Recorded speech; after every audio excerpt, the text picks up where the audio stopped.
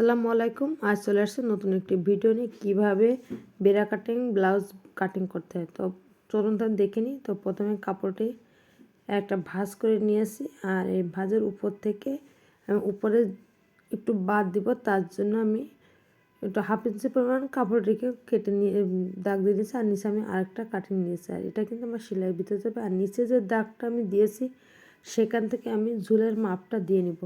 তো আমি এখানে 15.5 ইঞ্চি ঝুল দিয়েছি। আর প্রথমে সবসময় ব্লাউজের পিছন পাটটা কাটিং করে নেবেন আগে, আর আমি সেই পিছন পাটটাই কিন্তু কাটিং করে নিচ্ছি। আর এখানেও কিন্তু আমি দুইটা দাগ দিয়েছি। আমি সেলাইয়ের ভিতরে যাবে তার জন্য হাফ ইঞ্চি পরিমাণ নিচেও কিন্তু দাগ দিয়ে নিয়েছি। তো দাগ দেওয়া আমার কমপ্লিট হয়েছে। আমি এখন কাঁধের মাপটা মেপে নিব। তো আমি এখানে 7 ইঞ্চি পরিমাণ নিয়েছি, আর নিচে নিব 6 ইঞ্চি। নিচে আমি আরমোলের জন্য কিন্তু 6 ইঞ্চি নিব। তো আরমোলের জন্য আমি এখানে কিন্তু 6 নিয়েছি। তো এখানে 6.5ও নিতে পারেন। তো আমি এখানে 6টা নিয়েছি। আমি এখান থেকে লম্বা একটা দাগ দিয়ে নিব। আর এখান থেকে আমি যে 7 ইঞ্চি নিয়েছিলাম কাঁধ, আর এখানে নিচেও কিন্তু একই মাপের 7 ইঞ্চি নিয়েছি। আর এখন আমি মাপটা নিয়ে ফিতাটা ভাঁজ করে দাগ দিয়েছি, আর নিচে থেকে 2 ইঞ্চি পরিমাণ উপরে উঠিয়ে দিয়েছি, যাতে পিছনে অনেক সময় কী হয় আরমোলের ওখানে ভাঁজ পড়ে, সেটা কিন্তু পড়বে না। আর আমি বডি নিয়েছি এখানে 40 নিয়েছি। 40-এর 4টা ভাগ করে 1 ভাগ নিয়েছি, আর নিচে কিন্তু একই ভাগ নিয়েছি। নিচেও কিন্তু সমান একটা দাগ দিয়ে নিচ্ছে। আর এইভাবে কিন্তু দুটা নিচ্ছে, একটা আমার সেলাইয়ের ভিতরে থাকছে, সেলাইয়ের বাইরে থাকবে। আরমোলটা ঠিক বেঁকিয়ে নিয়েছি।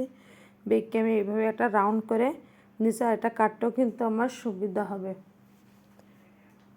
তো আমি উপর থেকে কিন্তু গলা নিয়েছি 3 ইঞ্চি, আর নিচেও কিন্তু 3 ইঞ্চি পরিমাণ নিয়ে গোল গলা দিব। আর পিছনের গলা সবসময় কিন্তু উঠানোই দিই, এই জন্য আমি উঠানো গলাটাই নিয়েছি। আর উপর থেকে আমি 9 ইঞ্চি পরিমাণ নিয়েছি দাগ দিয়েছি, এটা শেপের জন্য। পিছন পাটেও কিন্তু একটা শেপ হয়। তো বডির মাপটা 40-40-এ অর্ধেক করে নিয়েছি। তো নিয়ে 10, তো যেহেতু 4 ভাগের 10, আর 10-এর নিচে অর্ধেক নিয়েছি আমি 5-5-এরও অর্ধেক নিতে হবে। নিয়ে এখানে আমার 2.5 ইঞ্চি হয়েছে, আমি 2.5 ইঞ্চি পরিমাণ দাগটা দিয়ে নিচ্ছি। তো এটা কিন্তু পিছনের শেপের জন্য। আর এখন আমার পিছনের পার্টটা কিন্তু পুরোপুরি মাপ নেওয়া কমপ্লিট হয়েছে। এখন আমি কাটিং করা পেলে আমি এটা কাটিং করে নিচ্ছি। আর এটা আপনি যে কোনো ব্লাউজ, সেটা পিঙ্ক কাট ব্লাউজও হতে পারে, বেড়া কাটিংও হতে পারে, কিংবা নর্মাল একটা সাধারণ ব্লাউজও হতে পারে। আপনি অবশ্যই পিছন পার্টটা আগে কাটিং করে নেবেন।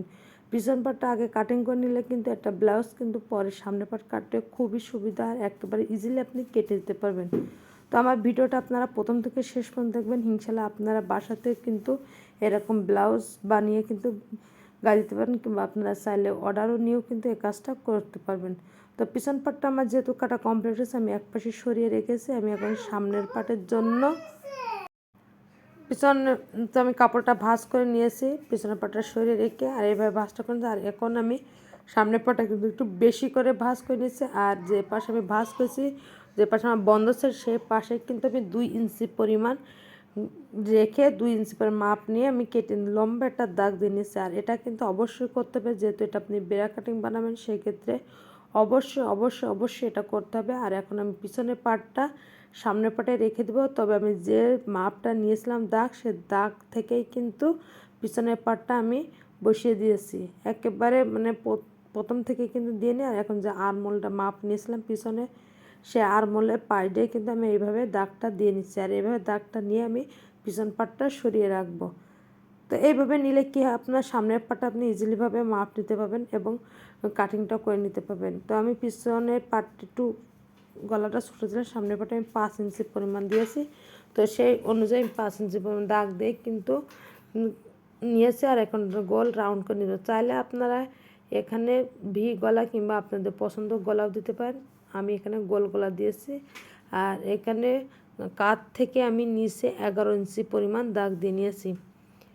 11 ইঞ্চি দাগ দিয়েছি। আর তার 11 ইঞ্চির পর থেকে আমি আরও 4 ইঞ্চি পরিমাণ নিচে দাগ দিয়ে নিয়েছি, অর্থাৎ 15 ইঞ্চিতে। অবশ্যই এখানে 4 ইঞ্চি পরিমাণ দাগটা দিতে হবে। দিয়ে আমি 2 দাগ সমান করে লম্বা দাগ দিয়ে নিয়েছি। তো দাগটা নেওয়া কিন্তু আমার কমপ্লিট হয়েছে। এখন আমি কিন্তু মাপটা দিয়ে নিব। তো আমি এখান থেকে কিন্তু আরও লম্বা করে দাগটা দিয়ে নিয়েছি।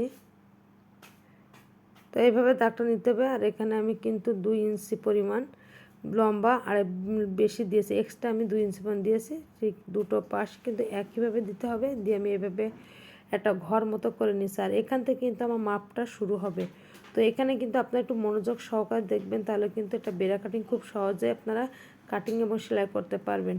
তো এখানে কিন্তু খুবই গুরুত্বপূর্ণ। তো আমি যে লম্বা ফিতার মাপ নিয়েছি তার অর্ধেক নিয়ে একটা দাগ দিয়েছি, আর উপর থেকে 1 ইঞ্চি পরিমাণে দাগ দিয়েছি, নিচেও কিন্তু 1 ইঞ্চি পরিমাণে দাগ দিয়েছি। এইভাবে আমি মাঝের যে চিহ্নটা দিয়েছি এইভাবে কোনাকুনি অর্থাৎ কুরাস মতো করে একটা দাগটা দিয়ে নিতে হবে। আপনারা কিন্তু খুবই মনোযোগ সহকারে এটা দেখবেন কিভাবে আমি এই দাগগুলো দিচ্ছি, তাহলে কিন্তু খুব সহজে বেড়া কাটিং আপনার বাঁধবে। এক্ষেত্রে আলাদা কোনো আপনার সাজ কেনার লাগবে না, আপনি এটা দিয়ে মাপটা নিতে পারেন। তো একইভাবে নিচেও কিন্তু 1 ইঞ্চি পরিমাণে দাগ দিয়ে নিয়েছি। তো এইভাবে আমি একেবারে দেখতে পাচ্ছি এখানে কিন্তু একটা কোরাস হয়েছে, আর এই কোরাসটাই কিন্তু হবে। আর আরমোলের ওখান থেকে মাঝ বরাবর থেকে 3 ইঞ্চি পরিমাণে দাগটা দিয়ে নিয়েছি। আর গলার ওখান থেকে গলার যে কোনাটা সেই কোনার উপরে আমি 1 ইঞ্চি পরিমাণ দাগ দিয়েছি। এখান থেকে কিন্তু আমি একটা রাউন্ড মতো করে লম্বা দাগ দিয়ে নিব। আর এটাই কিন্তু আমার শেপের জন্য কিন্তু খুবই পারফেক্ট। ঠিক এইভাবে দাগটা দিয়ে নেবেন, তাহলে কিন্তু আপনারা একেবারে বুঝতেও পারবেন, খুব সহজে শিখতে পারেন। এখানে আমি 1/2 ইঞ্চি পরিমাণে দাগ দিয়ে নিয়ে এক এক কোরাসে উপরের যে প্রথম যে দাগটা সে বরাবর দাগ টেনে নিয়েছি। আমি নিচে কিন্তু 1/2 ইঞ্চি পরিমাণ দাগ দিয়ে এইভাবে একটু রাউন্ড মতো করে দিয়েছি।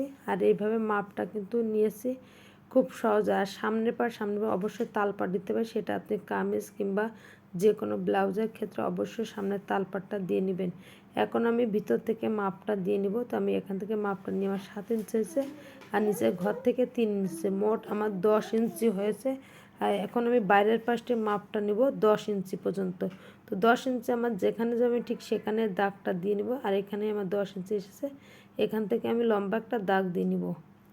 তো এখানে আমি দাগ নিচ্ছি, এখান থেকে আমি আরও 4 ইঞ্চি পরিমাণ নিচে আরও একটি দাগ দিয়ে নিব। তো দাগটা আমার দেওয়া কমপ্লিট হয়েছে। এখন নিচে যে দাগ দিচ্ছি এখান থেকেও 4 ইঞ্চি। তো আমি এখানে সব জায়গায় কিন্তু 4 ইঞ্চি পরিমাণ দাগটা নিয়েছি। আর এইভাবে 4 ইঞ্চি পরিমাণ আপনারা কেমন ঝুল দিবেন সে অনুযায়ী আগে মাপটা দিয়ে নেবেন, তারপর 4 ইঞ্চি পরিমাণ করে দাগটা কেটে নেবেন। তো সব জায়গায় আপনি 4 ইঞ্চি করে দিলে আপনি পারফেক্টভাবে একটি বেড়া কাটিং ব্লাউজ কাটিং করতে পারবেন। তো আমি এখানে আজ কাটিং দেখিয়েছি, তো ব্লাউজের সেলাইটা কিন্তু আমার দেখানো হয়নি। তো কাটিংটা যেহেতু গুরুত্বপূর্ণ, আগে আমি কাটিংটা দেখিয়েছি, আমি পরের ভিডিওতে অবশ্যই কীভাবে সেলাই করতে আমি সেটাও দেখিয়ে নেব। তো আমার মাপ নেওয়া কমপ্লিট হয়ে গেছে, আমি এখন এইভাবে কাটিং করে নিচ্ছি। তো কাটিংটা যেহেতু করেছি, আমি এখন যে কুরাসটা দিয়েছিলাম সেখান থেকে কাটিং করব। তো কুরাস পুরোটাই কাটিং করবো না, সামান্য একটু আমি রেখে দেবো, যাতে আমি যখন উল্টিয়ে সেলাইটা করে নেব চাপ সেলাই, তখন কিন্তু আমার সেলাইটা করতে সুবিধা হবে। আর কাপড় কিন্তু আপনার এলোমেলো আর হয়ে যাওয়ার সম্ভাবনা থাকবে না। যেহেতু এখানে টুকরো টুকরো হয়েছে, আপনার সেলাইয়ের ক্ষেত্রে কিন্তু এটা খুবই খেয়াল রাখতে হবে। তো এইভাবে কিন্তু আমি একটি বেড়া কাটিং ব্লাউজ খুব সহজে কাটিং করেছি। তো আমার ভিডিওগুলো দেখবেন, ভিডিও ভালো লাগলে সাবস্ক্রাইব করবেন, কেমন হচ্ছে সেটাও কিন্তু অবশ্যই কমেন্টস করে জানাবেন। আর পাশে থাকা বেল আইকনটি বাজিয়ে রাখবেন, যাতে পরবর্তী ভিডিও সবার আগে আপনার কাছে পৌঁছে যায়। তো আজ এই পর্যন্ত, সবাই ভালো থাকুন, দেখাবে অন্য আরও একটি ভিডিও থাকে। আল্লাহ হাফেজ।